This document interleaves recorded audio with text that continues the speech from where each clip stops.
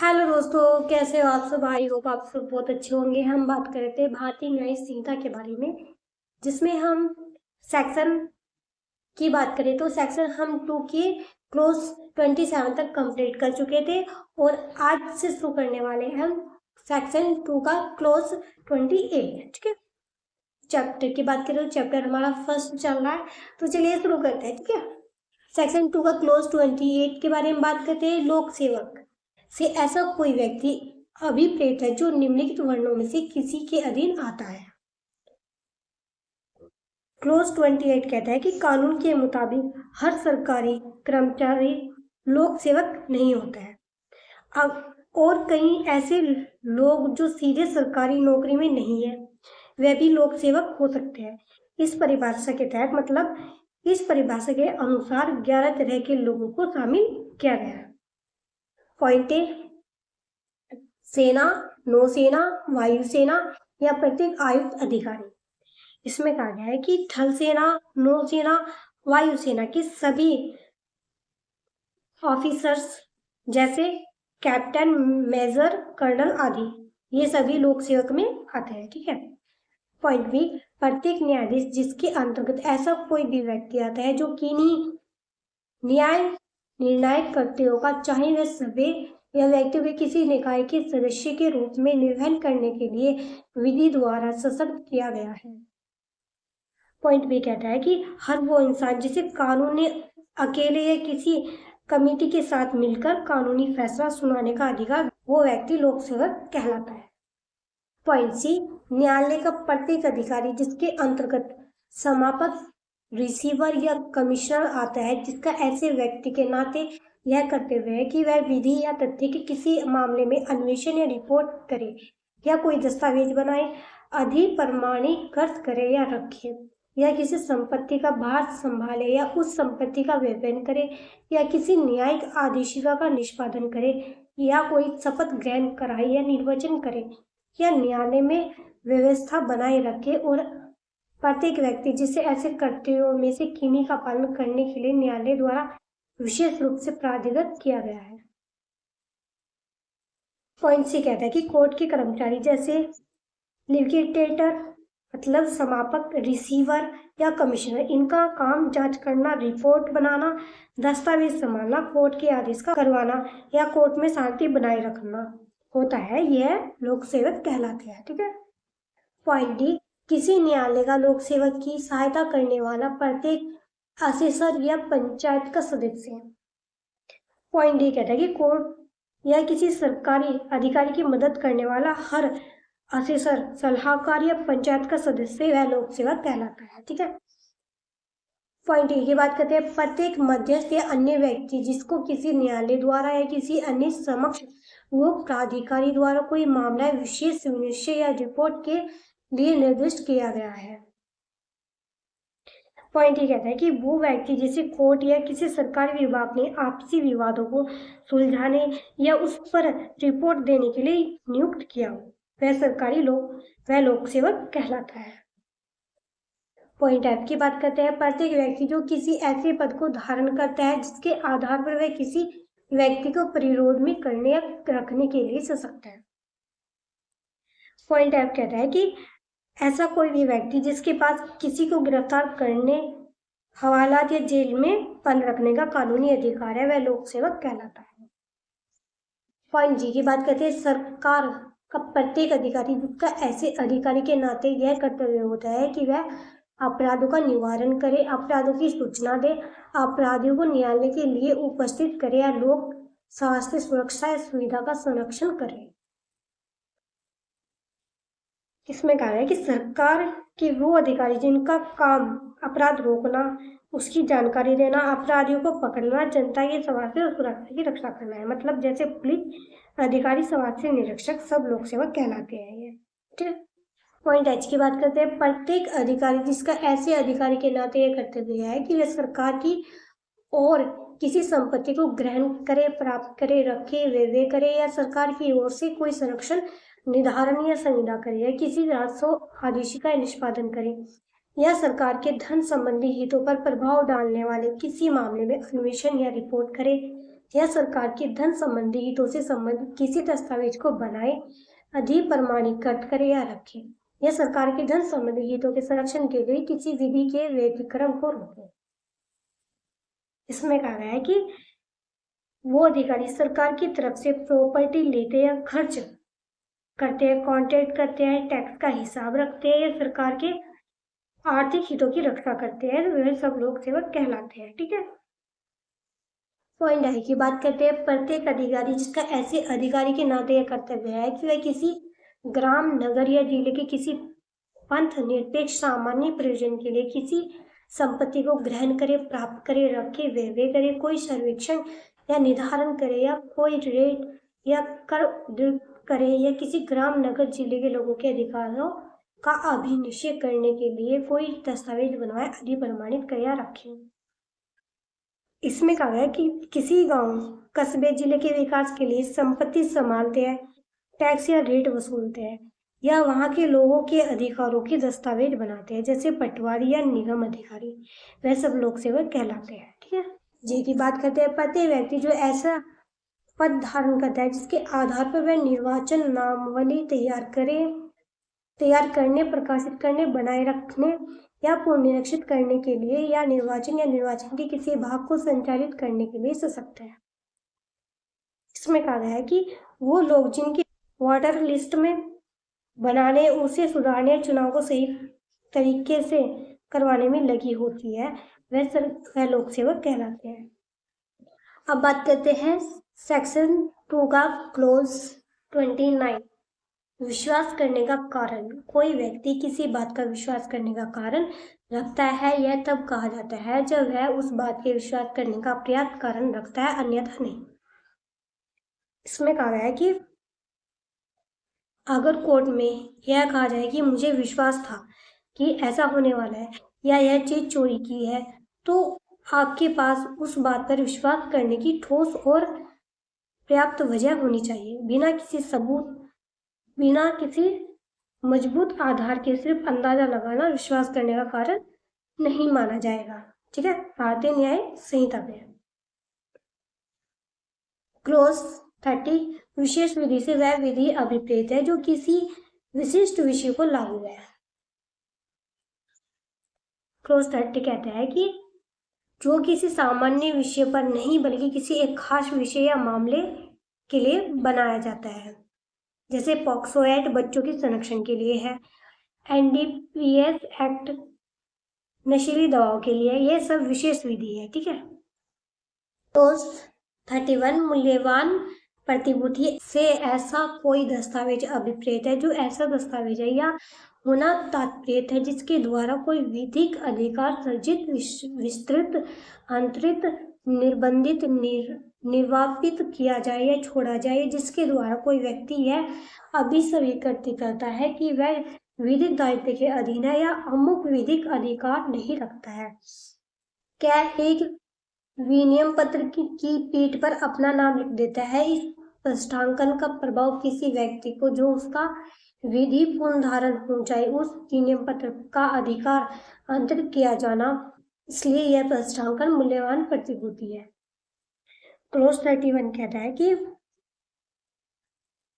यह कोई भी ऐसा दस्तावेज है जिससे कोई कानूनी अधिकार पैदा होता है, मतलब सर्जित होता है, बढ़ाया जाता है, मतलब विस्तृत, किसी और के नाम ट्रांसफर किया जाता है, मतलब अंतरित किया जाता है, कम या सीमित किया जाता है, मतलब निर्बंधित, या पूरी तरह खत्म किया जाता है, मतलब कि निर्वापित छोड़ा जाए। ठीक है, या जिसके जरिए कोई व्यक्ति यह मानता है कि उस पर कोई कानूनी देनदारी, विधिक दायित्व है। उदाहरण में बताया है कि जमीन की रजिस्ट्री के कागज, वसीयत, नोट, ठीक है, चेक या कोई भी ऐसा डीड जिससे पैसों या प्रॉपर्टी का हक तय होता है, वह मूल्यवान प्रतिभूति कहलाती है। ठीक है, क्लोज 32, जलयान से कोई चीज अभिप्रेत है जो मानव के या संपत्ति के जल द्वारा परिवहन के लिए बनाई गई है। 32 कहता है कि पानी में चलने वाली कोई भी चीज, जैसे नाव, जहाज, स्टीमर, ठीक है, जो इंसानों या सामान को पानी के रास्ते एक जगह से दूसरे जगह ले जाने के लिए बनाई गई है, वह जलयान कहलाती है।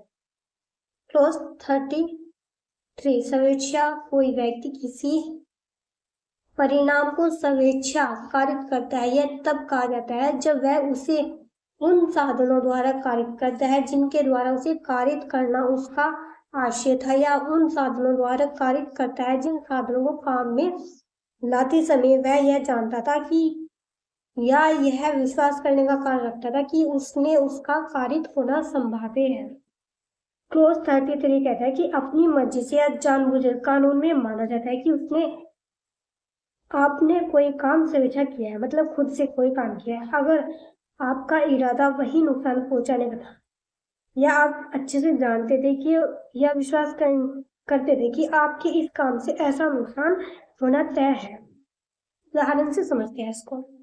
क्या लूट को ठोकर बनाने के प्रयोजन से एक बड़े नगर के एक बसे हुए घर में रात को आग लगाता है और इस प्रकार व्यक्ति की मृत्यु कारित कर देता है। यहाँ कैद का आशय भले ही मृत्यु कारित करने का न रहा हो और वह दुखित भी हो कि उसके कार्य से मृत्यु कारित हुई है, तो भी यदि वह यह जानता था कि संभाव्य है कि वह मृत्यु कारित कर दे, तो उसने स्वेच्छा मृत्यु कारित की है।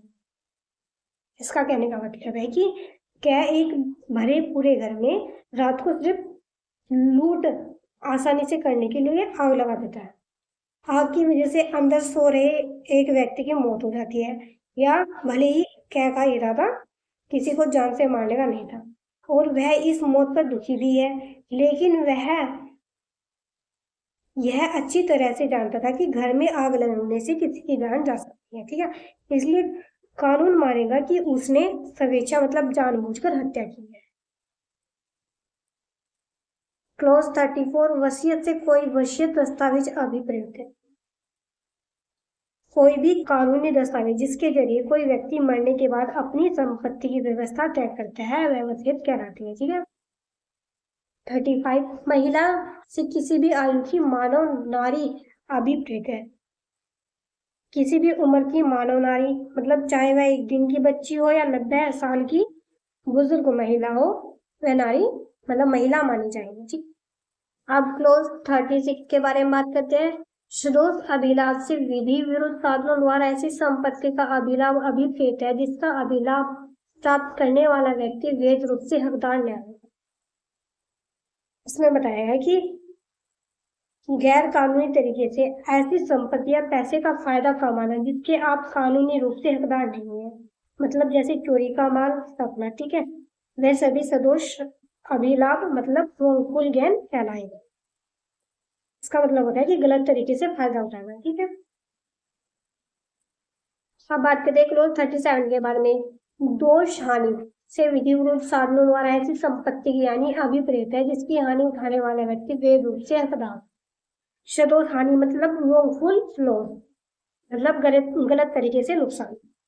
इसमें कहा है गैर कानूनी तरीके से किसी को ऐसी संपत्ति का नुकसान पहुंचाना जिसका वह व्यक्ति कानूनी रूप से हकदार था, मतलब जैसे किसी की जमीन पर जबरन कब्जा कर लेना, तो वह कहलाए, तो वह सदोष हानि मतलब wrongful loss कहलाए। ठीक है। अब बात करते हैं सेक्शन 2 का क्लोज 38 के बारे में। सदोष अभिलाभ प्राप्त करना और सदोष हानि उठाना। कोई व्यक्ति सदोष अभिलाभ प्राप्त करता है यह तब कहा जाता है जब वह व्यक्ति सदोष सकता है, और तभी भी जब वह सदोष अर्जन करता है। कोई व्यक्ति सदोष हानि उठाता है यह तब कहा जाता है जब उसे किसी संपत्ति से सदोष अलग रखा जाता है और तब भी जब उसे किसी संपत्ति सदोष वंचित किया जाता है। और इसमें कहा गया है कि सदोष अभिलाभ प्राप्त करना और हानि उठाना के बारे में बताया गया है। ठीक है। अगर कोई व्यक्ति किसी संपत्ति को गलत तरीके से अपने पास रखता है या गलत तरीके से हासिल करता है तो उसे सदोष अभिलाभ प्राप्त करना कहते हैं, मतलब wrongful gain गलत तरीके से फायदा उठाना कहते हैं। ठीक है। अगर किसी व्यक्ति को उसकी संपत्ति से गलत तरीके से दूर रखा जाता है या वंचित किया जाता है तो वह सदोष हानि कहलाता है, मतलब wrongful loss कहलाता है, गलत तरीके से नुकसान पहुंचाना कहा जाता है। ठीक है। अब बात करते हैं सेक्शन 2 के क्लोज 39 के बारे में। उन शब्दों और पदों के जो इसमें उपयुक्त है और इस संहिता में परिभाषित नहीं है, किंतु सूचना प्रौद्योगिकी अधिनियम 2000 और भारतीय नागरिक सुरक्षा संहिता 2023 में परिभाषित है वही अर्थ होंगे जो क्रम से उस अधिनियम और संहिता में उनके हैं। इसमें कहा गया है कि जो सब इस कानून मतलब BNS में परिभाषित नहीं है, लेकिन IT एक्ट 2000 और BNSS 2023 क्रिमिनल प्रोसीजर में दिए गए हैं, वही मतलब भारतीय न्याय संहिता में भी माना जाएगा। ठीक, अब बात करते हैं सेक्शन 3 के बारे में, साधारण स्पष्टीकरण। क्लोज 1, इस संहिता में सर्वत्र अपराध की प्रत्येक परिभाषा, प्रत्येक दांडिक उपबंध और प्रत्येक ऐसी परिभाषा दांडिक उपबंध का प्रत्येक दृष्टांत साधारण अपवाद शीर्षक वाले अध्याय में अंतर्निहित अपवादों के अधीन समझा जाएगा, चाहे वह उन अपवादों को ऐसी परिभाषा दांडिक उपबंध या दोहराया न गया हो। क्लोज 3 में कहा गया है कि यह धारा कानून को समझने में कुछ बुनियादी नियम बताती है। मतलब क्लोज 1 कह रहा है कि इस कानून में आगे चलकर साधारण अपवाद का एक पूरा चैप्टर है, जैसे आत्मरक्षा, पागलपन या अनजाने में हुई दुर्घटना। कानून कहता है कि अपराधी हर परिभाषा को पढ़ते समय उन अपवादों को हमेशा ध्यान में रखना होगा जो भले ही हर धारा के साथ वो अपवाद दोहराया मतलब दोबारा न लिखे गया हो। ठीक है, पॉइंट है इस संहिता की वे धाराएं जिनमें अपराधों की परिभाषाएं अंतर्निहित है, यह अभिव्यक्त नहीं करते हैं कि 7 वर्ष से कम आयु का शिशु ऐसा अपराध नहीं कर सकता, किंतु परिभाषाएं उस साधारण अपवाद के अधीन समझी जानी है जिसमें यह उपबंधित है कि कोई बात जो 7 वर्ष से कम आयु के शिशु द्वारा की जाती है अपराध नहीं है। इस उदाहरण में बताया गया है कि कानून में लिखा है कि हत्या करना अपराध है और वहां यह नहीं लिखा गया है कि बच्चा हत्या नहीं कर सकता, लेकिन अपवाद वाले चैप्टर में लिखा है कि 7 वर्ष से कम उम्र के बच्चे का कोई भी कार्य अपराध नहीं होता है, इसलिए बच्चा हत्या के मामले में दोषी नहीं होगा। ठीक है, पॉइंट बी, क्या एक पुलिस अधिकारी वारंट के बिना यह को जिसने हत्या की है गिरफ्तार कर लेता है या क्या दोष परिरोध के अपराध का दोषी नहीं है, क्योंकि वह यह को गिरफ्तार करने के लिए विधि द्वारा आबद्ध था और इसलिए यह मामला उस साधारण अपवाद के अंतर्गत आ जाता है जिसमें यह उपबंधित है कि कोई बात अपराध नहीं है जो किसी ऐसे व्यक्ति द्वारा की जाए जो उसे करने के लिए विधि द्वारा अपराध। इसमें कहा गया है कि पुलिस अधिकारी क्या बिना वारंट के एक हत्यारे यह को गिरफ्तार कर लेता है। यहाँ क्या को गलत तरीके से बंधक बनाने मतलब सदोष परिरोध का दोषी नहीं माना जाएगा, क्योंकि कानून पुलिस का यह फर्ज था यह मामला अपवाद के तहत सुरक्षित है। ठीक है, क्लोज टू, प्रत्येक पद जिसे इस संहिता के किसी भाग में स्पष्ट किया गया है इस संहिता के प्रत्येक भाग में उस स्पष्टीकरण के अनुरूप ही प्रयोग किया गया है। सेक्शन 3 का क्लोज टू कहता है कि अगर पूरे कानून के किसी एक हिस्से में किसी शब्द का मतलब समझा दिया गया है तो पूरी किताब में जहां भी वह शब्द आएगा उसका वही एक मतलब निकाला जाएगा। ठीक, क्लोज 3, जब कोई संपत्ति किसी व्यक्ति के कारण उस व्यक्ति के पति, पत्नी, लिपिक या सेवक के कब्जे में है तब वह इस संहिता के अंतर्गत उस व्यक्ति के कब्जे में है। क्लोज 3 में कहा गया है कि अगर कोई संपत्ति किसी व्यक्ति के पति, पत्नी, उसके क्लर्क या उसके नौकर के पास रहती है तो कानून की नजर में वह संपत्ति उसी मुख्य व्यक्ति के कब्जे में ही मानी जाएगी। ठीक है, मतलब चाहे वह क्लर्क सिर्फ एक दिन के लिए ही काम पर हो क्यों न हो। अब बात करते हैं क्लोज 4 के बारे में। जब तक कि संदर्भ से प्रतिकूल आशय प्रतीत न हो इस संहिता के प्रत्येक भाग में किए गए कार्यों का निर्देश करने वाले शब्दों का विस्तार अवैध लोगों पर भी है। ठीक है, क्लोज 4 कहता है कि जब तक कुछ उल्टा न कहा जाए कानून में जहां भी कार्य शब्द आएगा उसका मतलब काम न करना लापरवाही भी होगा, यानी कानून जो काम आपको करना चाहिए था उसे न करना भी अपराध की श्रेणी में आए। अब बात करते हैं क्लोज 5 के बारे में। जब कोई आपराधिक कार्य कई व्यक्ति द्वारा अपने सबके सामान्य आशय को अक्सर करने में किया जाता है, तब ऐसे व्यक्तियों में से प्रत्येक व्यक्ति उस कार्य के लिए उसी प्रकार दायित्व के अधीन है, मानो वह कार्य अकेले उसी ने किया हो। क्लोज 5 कहता है कि जब कई लोग मिलकर एक ही प्लानिंग या इरादे को पूरा करने के लिए कोई अपराध करते हैं, तो पकड़े जाने पर उनमें से हर एक व्यक्ति को पूरे अपराध की वैसी ही सजा मिलेगी, पूरा अपराध अकेले उसी ने किया हो। जैसे 4 लोग बैंक लूटने गए, 3 अंदर गए और एक बाहर गाड़ी लेकर खड़ा रहा, ठीक है, तो बाहर खड़े व्यक्ति पर भी बैंक लूटने का ही केस चलेगा। क्लोज 6, जब कभी कोई कार्य जो आपराधिक ज्ञान या आशय से किए जाने के कारण ही आपराधिक है, कई व्यक्ति द्वारा किया जाता है, तब ऐसे व्यक्तियों में से प्रत्येक व्यक्ति जैसे ज्ञान या आशय से उस कार्य में सम्मिलित होता है, उस कार्य के लिए उसी प्रकार दायित्व के अधीन है, मानो वह कार्य उस ज्ञान या आशय से अकेले उसी द्वारा किया गया हो। क्लोज 6 कहता है कि अगर कोई काम सिर्फ इसलिए अपराध है क्योंकि उसे गलत इरादे या जानकारी के साथ किया गया है और उसे कई लोग मिलकर करते हैं, तो जो व्यक्ति उस गलत इरादे के साथ उसमें शामिल होगा वह पूरे अपराध के लिए जिम्मेदार होगा, ठीक है। अब क्लोज 7 की बात करते हैं। जहां कहीं किसी कार्य द्वारा या किसी लोग द्वारा किसी परिणाम का कारित किया जाना या उस परिणाम को कारित करने का प्रयत्न करना अपराध है, वहां यह समझा जाता है कि उस परिणाम का असंत कार्य द्वारा और असंत लोग द्वारा कारित किया जाना वही अपराध है। इसमें कहा गया है कि अगर किसी काम को करने से या किसी काम को न करने से कोई अपराध होता है, तो थोड़ा काम करने और थोड़ी लापरवाही बरतने से जो नतीजा निकलेगा वह भी अपराध माना जाएगा। उदाहरण से समझते हैं।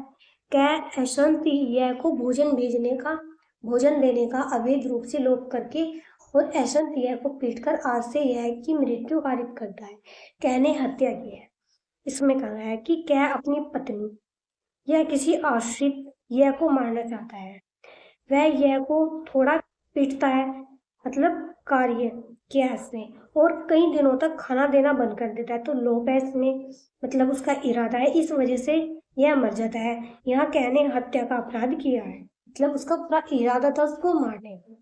क्लोज 8 की बात करते हैं। कोई अपराध कई कार्य द्वारा किया जाता है, तब जो कोई या तो अकेले या किसी अन्य व्यक्ति के साथ सम्मिलित होकर उन कार्यों में से कोई एक कार्य करके उस अपराध के किए जाने में आश्रय सहयोग करता है, वह उस अपराध को करता है।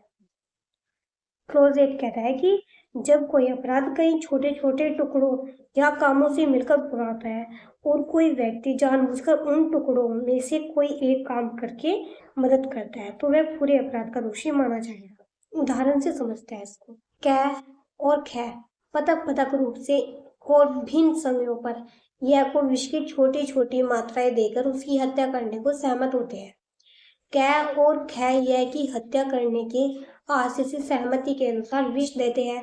यह इस प्रकार दी गई विष की कई मात्राओं के प्रभाव से मर जाता है। यहाँ कै और खे हत्या करने में आशय सहयोग करते हैं और उनमें से प्रत्येक ऐसा कार्य करता है जिससे मृत्यु कारित होती है। वे दोनों इस अपराध के दोषी है यद्यपि उनके कार्य पृथक है। इसमें बताया गया है कि कै और खे तय करते हैं कि वह यह को रोज जहर की छोटी छोटी खुराक देकर मार डालेंगे, ठीक है। दोनों अलग अलग समय पर जाकर यह को थोड़ा थोड़ा जहर देते हैं और यह मर जाता है।